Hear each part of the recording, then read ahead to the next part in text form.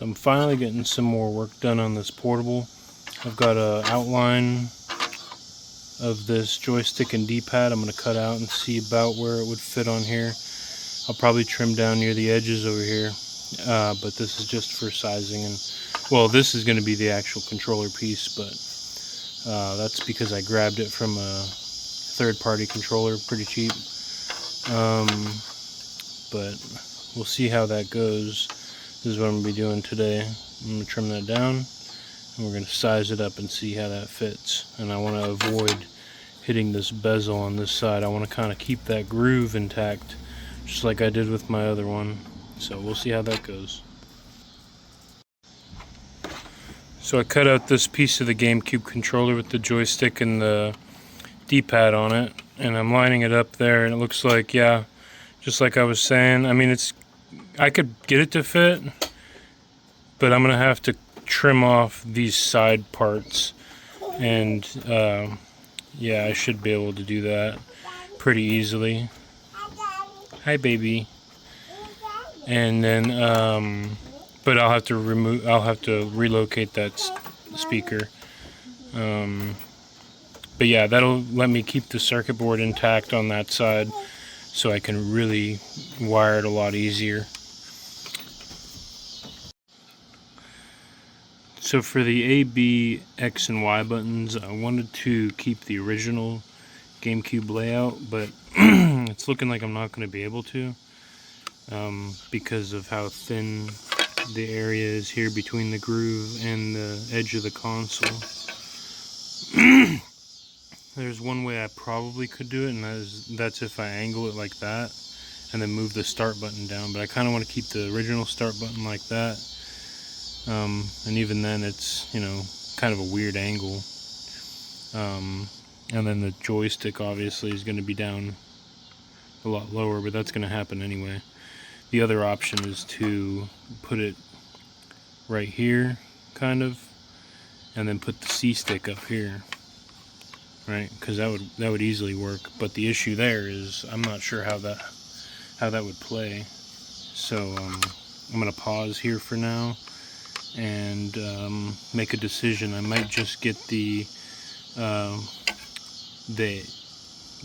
B, X, and Y buttons from like a DS, and then kind of like just space them out in the arrangement of this kind of, and then just have the C stick down here. But we'll see how that goes. For now, I'm gonna whittle off these edges and then get a hole cut in here so that I could mount that in there. Well, that'll be later. So I've cut this piece out and retained in such a fashion that, hold on here, that now I can trace around it and be able to get it in there without interrupting with that bezel like I wanted to.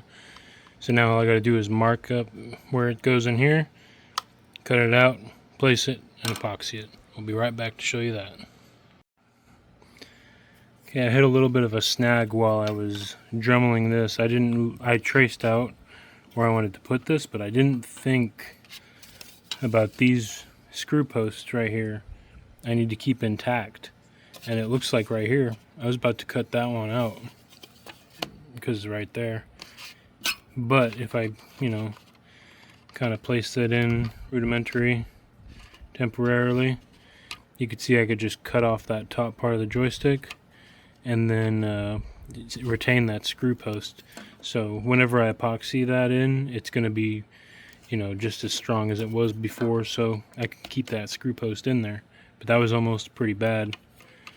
But it's coming along. I'll just have to file it out, make it so this can just drop right in there and be flush. Right now, it's a little bit raised up. Oh, hold on. Kind of hard to do this with one hand, but yeah, see, it's a little bit raised up right now, but I'll get that in there. Just one moment. So I've got where it's going to be in place. It's a little lower than I expected, but doing some test holds with it, I don't think it'll interfere with it too much. I've got it taped in there so that whenever I put the epoxy in there, it'll kind of be pretty much flush with that, so I just need to Bondo it, and it won't need too much Bondo. But I'll go ahead and do that and report back to y'all. As far as the epoxy, I don't have any Bondo on me right now, but we'll see how the epoxy turns out. Alright, got majority of the epoxy set in right there. I left a little bit over there as a gap just in case I need to maneuver it, but it is flush. But just in case I do need to maneuver it, I left a gap there. So I'll come back whenever it's dry and show you how it's coming so far. So it's a little gummy still. It's not quite dry, but I took the tape off and you can see that it's coming together nice and flush right there. The D-pad normally curves in like that on a GameCube. You can even see it, so you know, looks nice.